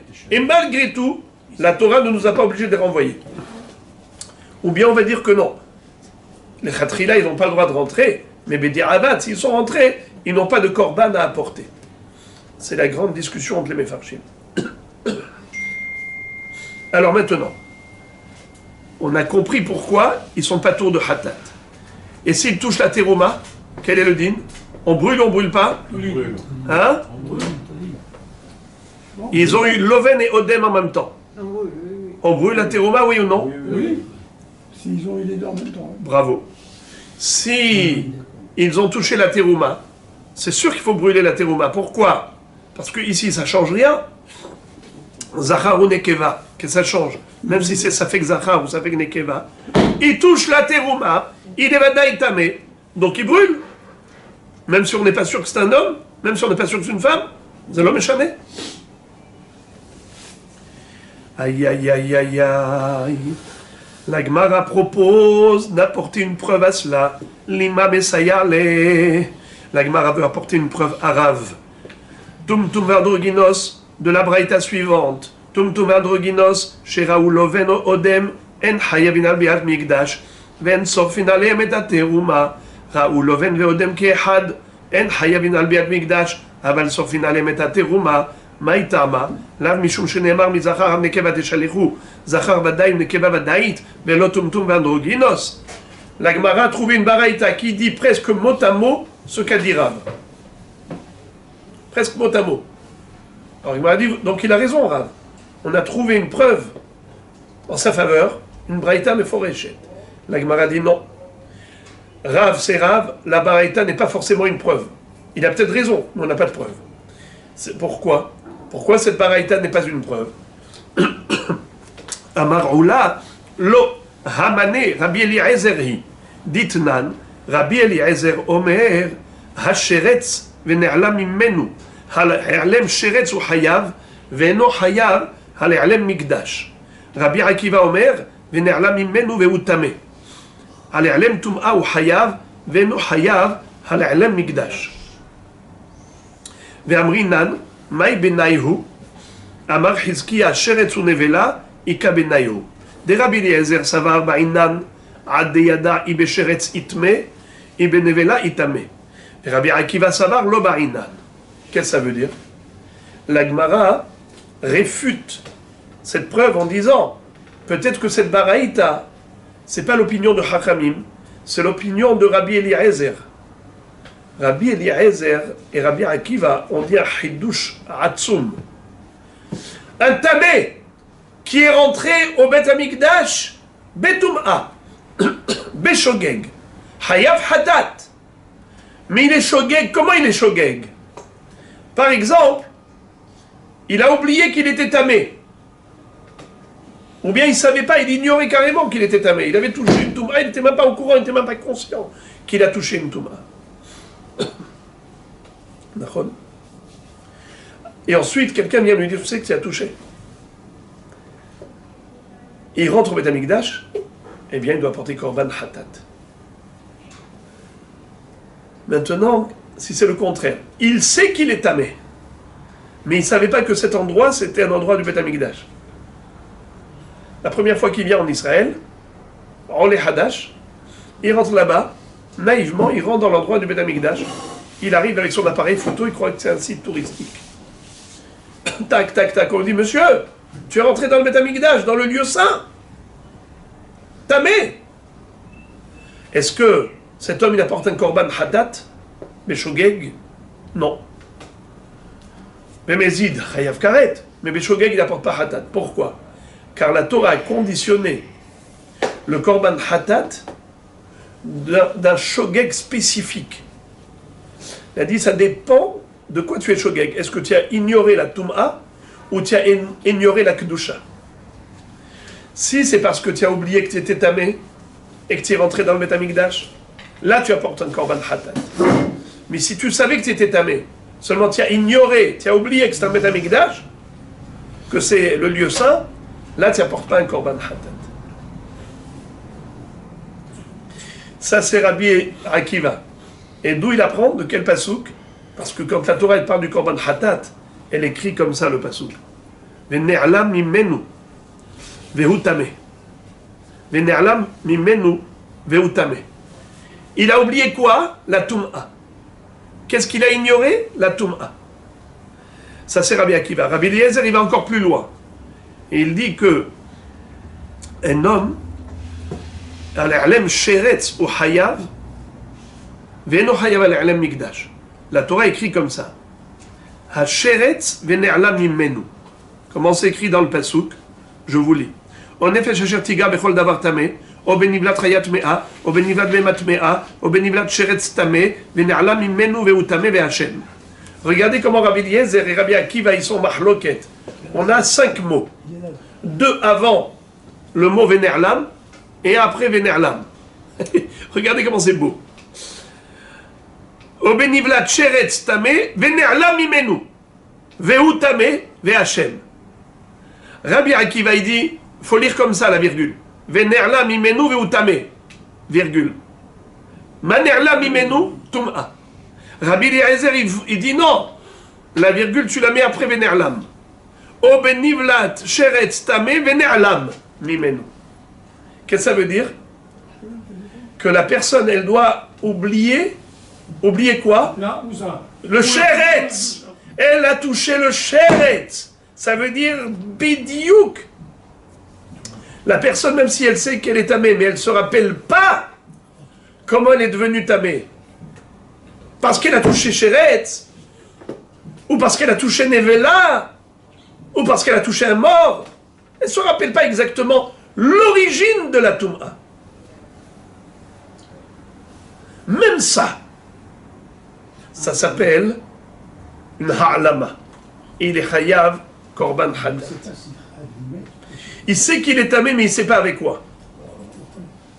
Quelle importance? La Torah a dit, le korban hatat est conditionné par sheretz venerla mimenu. Ça veut dire que d'après Rabbi Eliezer, puisqu'un homme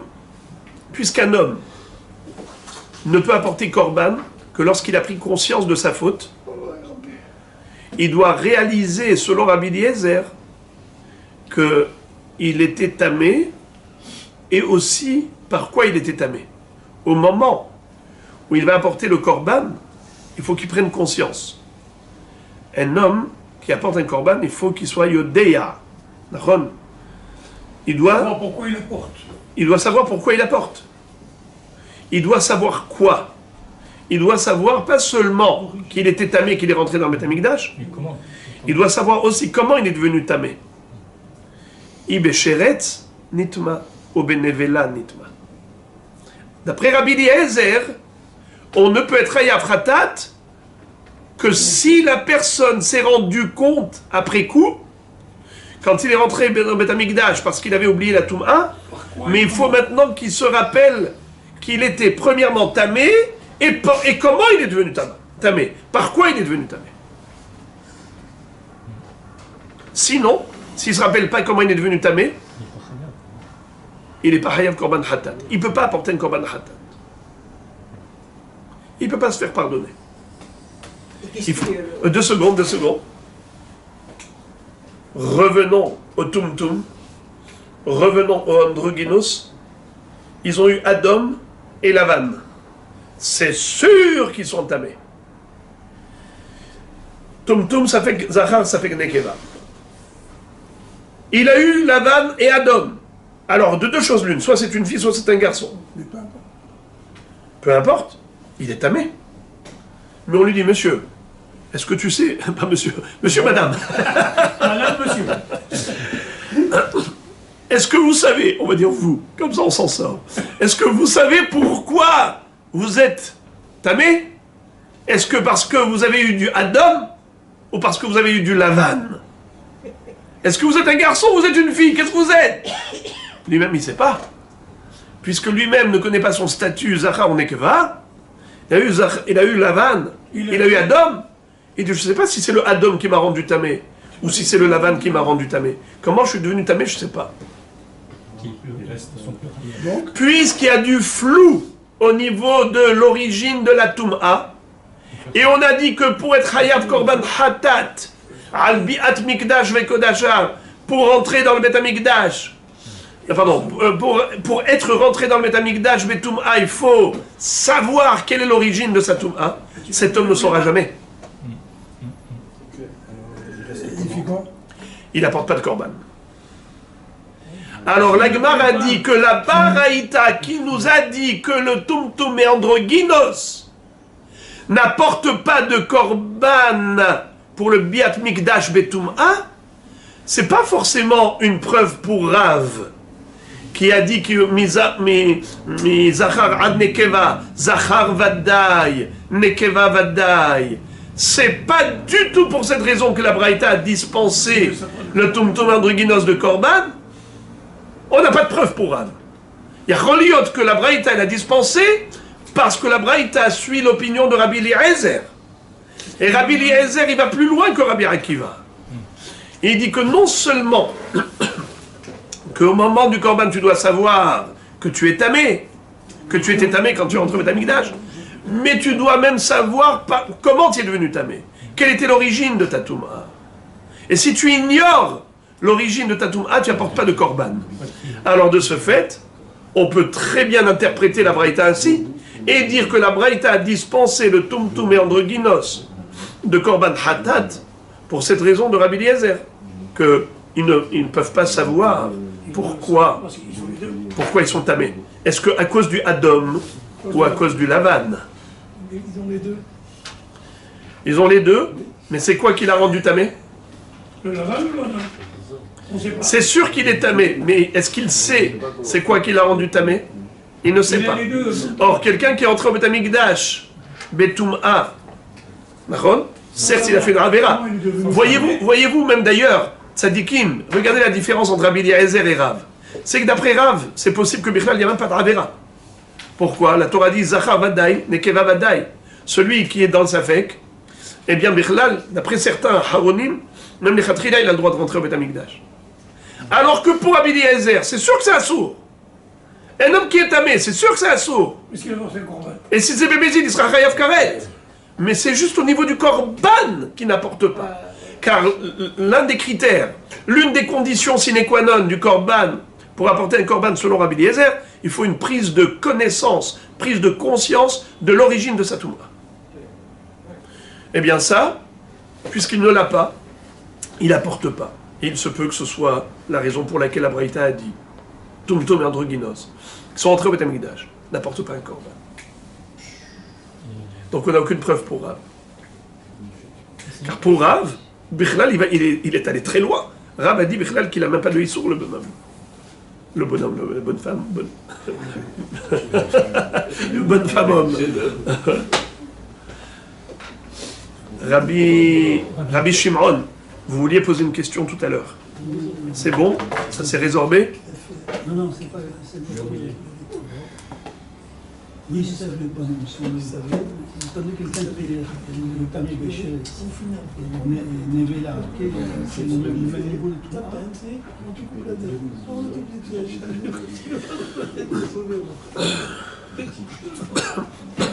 Juste dans le texte, et on termine. La Gemara dit comme ça. Là, Amar Rabbi Eliezer atam ba'inan de yada, ibesheretz itme, benvela itme, achaname ba'inan de yada, ibeloven itme, ibeodem itme. אבל לרבי עקיבא דאמר משום טומאה מחייו, הכנן מי? משום טומאה מחייו. נכון? En effet. C'est-à-dire d'après Rabbi Akiva, c'est vrai que ces gens-là, Tumtum Androgynos, s'ils sont entrés au Beth Amikdash, ils devront apporter un korban. Pourquoi? Parce qu'une chose qu'ils savent avec certitude, c'est qu'ils sont tamés. Il a eu du Odem et du Loven. Alors qu'il soit Zachar ou Nekeva, c'est sûr qu'il est tamé. Pour Rabbi Akiva, il apporte un korban. Parce que il sait qu'il était tamé. Mais comment Hein? D'une façon comme d'une autre. Rabbi Akiva n'exige pas ça. Parce comment il lit la virgule? Où est-ce qu'il met la virgule? Il dit Venerlam imenu veu tamé. Il ignorait qu'il était tamé, maintenant il sait qu'il est tamé. Eh bien, ça il le sait qu'il est tamé. Même s'il ne sait pas par quoi, comment. Mais Rabbi Eliezer qui exige cette prise de conscience, une connaissance claire de l'origine d'Atouma, donc il n'est pas tour de Korban. Donc, on n'a pas de preuve. Maintenant, la Gemara donc demande Verav, Maish Nabiat Migdash Delo, Dirtiv Mizachar Nekeva Teshalehu, Zachar Vadaï ou Nekeva Vadaï, Velo Tumtum Androgynos, Iachitruman Nami lo Nisrof, Dirtiv, Veazav et Zovo la Zachar Vena Nekeva, Zachar Vadaï Nekeva Vadaï, Velo Tumtum Androgynos. La Gemara pose une question, elle dit pourquoi Rab a distingué entre le registre Teruma et le registre Migdash? C'est-à-dire, Tumtum Androgynos, qui ont eu Eloven et Odem en même temps, et ils ont touché la terouma, il faut la brûler. Par contre, s'ils sont entrés au Beth Amikdash, pas de problème. Pourquoi pas de problème? Parce que c'est écrit Mizachar Nekeva, Zachar Vadaï, Nekeva Vadaï. Excuse me! Même dans la terouma, dans la paracha de terouma, il y a écrit le mot Zachar et Nekeva. Je vous lis le pasuk.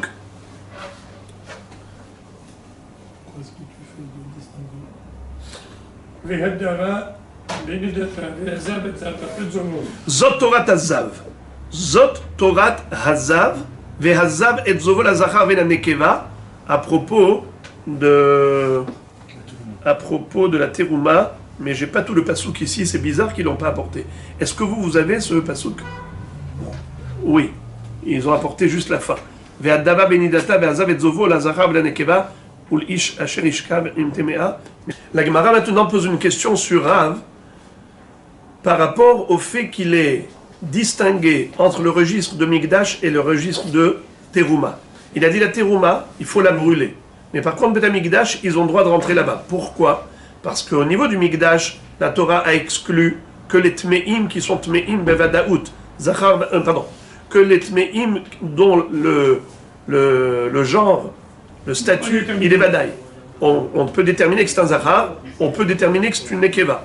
Par rapport à cela, en effet, la Torah exige qu'on sache s'il est Zachar, qu'on sache qu'il est Nekeva au moment où il rentre dans le Beth Amikdash. Si on a un Safek, comme pour Tumtum et Androgynos, il n'y a pas de Issour de rentrer dans le Beth Amikdash. La Gemara dit, si c'est ainsi, pourquoi au niveau de la Terouma, il a dit qu'il faut la brûler? Ça veut dire que on considère que la Terouma est l'Etmea Bevadaï. Pourquoi l'Etmea Bevadaï? Puisqu'il a eu Odem et Loven, donc d'une manière ou d'une autre, qu'il soit garçon ou qu'il soit fille, c'est sûr qu'il est tamé, donc la Terouma et l'Evadaï, Tmea, il faut la brûler. J'ai une grosse question, nous dit la Gemara. Pourtant, même au niveau du statut de Zav, il est écrit dans la Torah ainsi. Zot Torata Zav, ve'azav et zovo la zachar ve la nekeva. Zachar vadaï ou nekeva vadaït, ve'lotumtum vandroginos. Qu'est-ce que ça veut dire? Normalement, un Zav n'est tamé que si on sait s'il est zachar. Une Zava, elle est tmea que si on sait qu'elle est nekeva.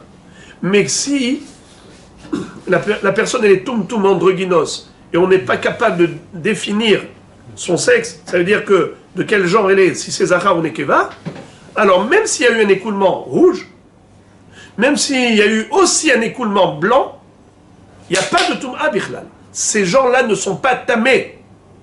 Car dans la paracha de Tum'a, paracha de Betzora, c'est écrit là-bas, Zot Torah Tazav, Asher Tetseminu Shirvat Zera, Letom Abba, Ve'adava Benidata, Ve'azav et Zovo, La Zachar Vanekeva, Ul Ish Asher Ishkav Im Temea. Ça veut dire que on est en train de parler carrément du statut de Zav et statut de Zava. Quand est-ce qu'on a un statut de Zav? Quand est-ce qu'on a un statut de Zava? Que si on est capable de déterminer le statut de Zachar et Nekeva. On peut être Zav que si on est Zachar. On peut être Zava que si on est Nekeva. Mais si on est Safek Zachar, Safek Nekeva, alors on n'est pas tamé. On n'est ni Zav ni Zava. Si on ne sait pas si je suis Zachar ou je suis Nekeva, je ne suis pas tamé en tant que Zav ou tamé en tant que Zava, même si j'ai eu Loven et Odem. C'est la question de la Gemara. Le même Zachar et Nekeva que tu retrouves à propos de Tum'at Mikdash Vekodashav, n'est-ce pas? Quand il est écrit Mizachar an Nekeva Teshallehu El Michutz Lamachane, le même mot Zachar et Nekeva qui figure là-bas, et tu m'as dit Zachar Vadaï, Nekeva Vadaï, eh bien ces mêmes mots, on les retrouve dans le Tum'a de Zav et Zava. Réponse. Haoumi ba'il elek de Rabbi Yitzhak. D'Amar Rabbi Yitzhak, la Zachar, les Rabot et Ametzora, les Marionotav, ve la Nekeva, les Rabot et Ametzoraat, les Marionotea. Qu'est-ce que ça veut dire? La Zachar et la Nekeva qu'on retrouve dans Zav, ça nous a servi à quelque chose. À quoi? À rajouter le din des Marianot. Vous savez c'est quoi Marianot? Marianot, c'est les sources de liquide dans le corps humain. Les urines, c'est une source de liquide. La salive, c'est une source de liquide. On sait que le Zav et la Zava, quand ils postillonnent, quand ils urinent, ces liquides-là, celui qui touche, c'est comme s'il a touché leur corps. Il devient tamé comme s'il a touché un avatum amamash. Est-ce que ça existe aussi pour le Metzora? Est-ce que ça existe aussi pour la Metzoraat? Nachon? Eh bien, on te dit oui. Grâce à quoi? Grâce à un ribouille. La Torah a rajouté le mot la Zachar et la Nekeva. Pourquoi faire? Les Rabot est un Metzora, les Marianotav. La Nekeva, les Rabot et Ametzoraat, les Marionotea. Ça veut dire que les Meraglaïm et le roc Zav, de Metzora et Metzoraat, c'est comme Zav et Zava. C'est Métamé. Alors, puisque le Passouk, Zachar et Nekeva était déjà occupé pour un enseignement X, on ne peut pas l'utiliser pour un enseignement Y. Ça veut dire que là-bas, on ne peut pas dire que c'est Zachar Vadaï, Nekeva Vadaï. C'est pas venu pour ça. C'est venu pour autre chose. Pour rajouter le din du Metzora avec les Marianot. Marianot chez le Metzora. Donc tu ne peux pas dire Zachar Vadaï, Nekeva Vadaï. Et donc même Safek Zachar, Safek Nekeva, il a le din de Zav et Zava. La Gemara dit, excuse me, Haïname mi ba'ele, mi sheshlo tahara b'mikve, prat lekle cheres, divrei Rabbi Yossi. Si tu commences à me dire qu'en effet, quand on a fait une dracha, on ne peut pas en faire deux, alors viens, on revient à l'histoire de Mikdash.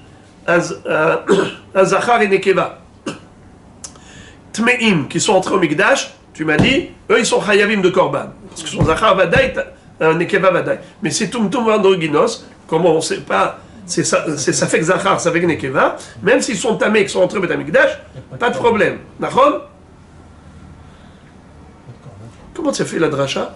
Zachar Vadaï, Nekeva Vadaï. Mais là-bas, on a aussi appris un autre enseignement de Zachar et Nekeva. Que quoi? Mi sheeshlo tahara b'mikve prat lekle cheres, divrei Rabbi Yossi. C'est-à-dire Rabbi Yossi a déduit du pasuk mi Zachar Nekeva que de la même façon que Zachar et Nekeva peuvent aller au mikvé et devenir purs, ainsi le chiyuv de shiluach minamachane, de faire sortir du mikdash quelqu'un qui est impur, il est dans le Betamikdash, il faut le faire sortir rapidement. Nachon? Allez, out, dehors, tu es tamé. Qu'est-ce qu'on doit faire sortir? Pas seulement les hommes, même les kelim. Un keli qui est tamé, il est dans le Betamikdash. Il y a une mitzvah de le faire sortir. Vishalhu minamachane. Kol tzarua vechol za vechol tamé la nafesh. Mizachar nekeva teshalehu. Pourquoi tu as rajouté Mizachar nekeva teshalehu? Tu as déjà parlé de tzarua, zav et tout ça. Pour te dire, teshalehu, faut faire sortir du Betamikdash que ce qui ressemble à Zachar et Nekeva. Et c'est quoi qui ressemble à Nekeva? Des ustensiles qui peuvent être purifiés au mikvé, comme un Zachar et Nekeva qui peuvent être purifiés au mikvé. Qu'est-ce qu'on exclut? Klecheres. Des kelim en argile. Est-ce qu'on peut les tremper au mikvé? Non. Un keli d'argile ne peut jamais être purifié au mikvé. On ne peut que le casser. On ne peut pas le purifier. D'accord? Klecheres. Enlam takana et la shvira.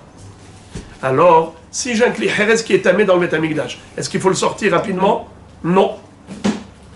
Vishalehu, mizachar ad nekeva, misheshlo tahara b'mikve. Il faut faire sortir que quelque chose qui est purifiable, pas quelque chose qui est impurifiable. Donc tu vois que le mot zachar et nekeva qui figure à propos du Mikdash, ça a déjà été utilisé pour une dracha de mikvé. Donc comment tu l'as pu l'utiliser pour Zachar Vadaï et Nekeva Vadaï? Réponse, Imken Irtov Rahamana Adam. Parce qu'on a dit Zachar et Nekeva, et là-bas on aurait pu employer le terme Adam.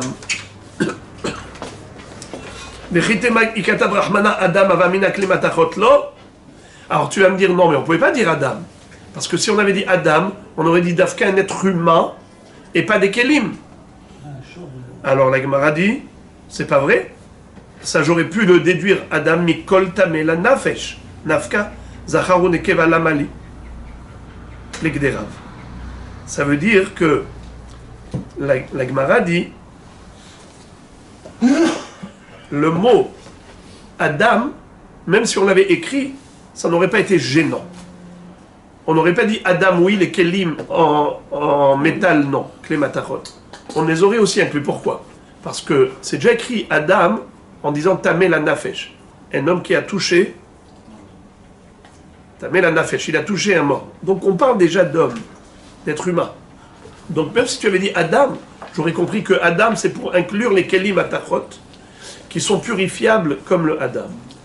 Et j'aurais exclu que les Cheres. Pourquoi tu as écrit Mizachar ad Nekeva? C'est pour le Hidouche de Rav. C'est quoi? Zachar Vadaï, Nekeva Vadaï. et pas Safek. La Gemara dit Ima koulé l'egdera vodéata. La Gemara, elle pousse le bouchon encore plus loin. Elle dit dans ce cas-là, tu m'as convaincu. Tu sais quoi?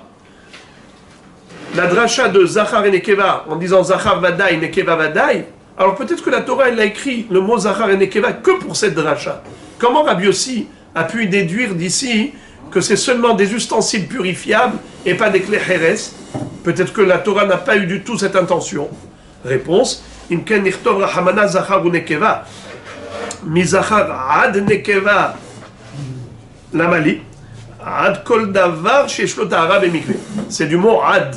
On aurait pu écrire Zachar ou Nekeva. Pourquoi tu écris Zachar Ad Nekeva? C'est pour inclure ce qui a Tahara de Mikve. La Gemara dit Iachi Ki Tame Bishar Tum'ot Lolishalehu. Question, pourquoi est-ce que le Tumtum et l'androgynos, tu dis qu'ils n'ont pas d'interdiction de rentrer dans le Beth Amikdash? Ou bien s'ils sont entrés dans le Beth Amikdash, ils n'ont pas besoin d'amener un korban. Hatat. Pourquoi? Parce que tu dis Zachar Vadaï, Nekeva Vadaï. Pourquoi est-ce que tu appliques ça uniquement au Loven et Odem? Que s'ils ont un écoulement blanc et rouge.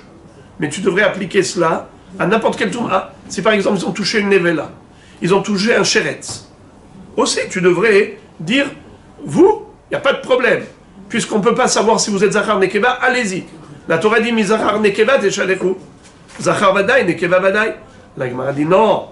Amarkra mi Zachar. C'est quoi mi Zachar? Ce qui sort du corps du Zachar. Quand on a exclu ces gens-là du Korban Hatat,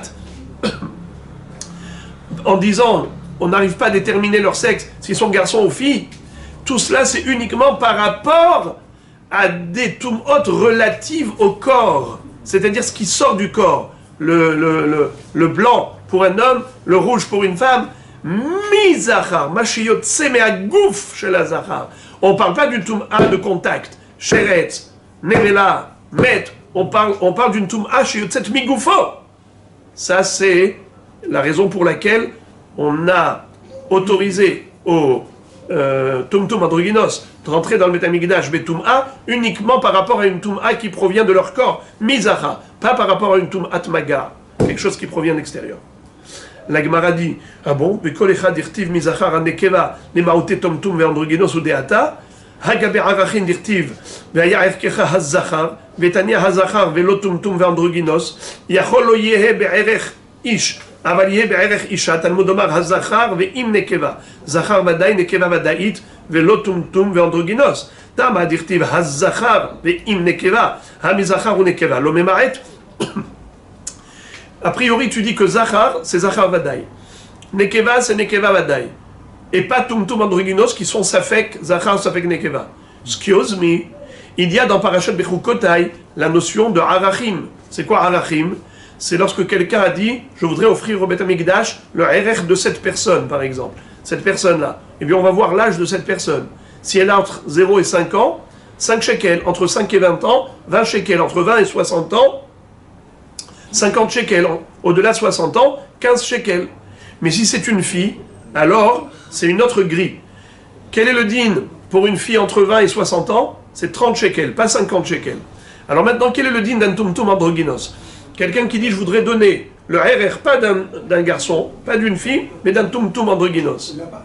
Alors, on a dit qu'il n'a pas le statut de Zachar, parce que c'est écrit Haz-Zachar.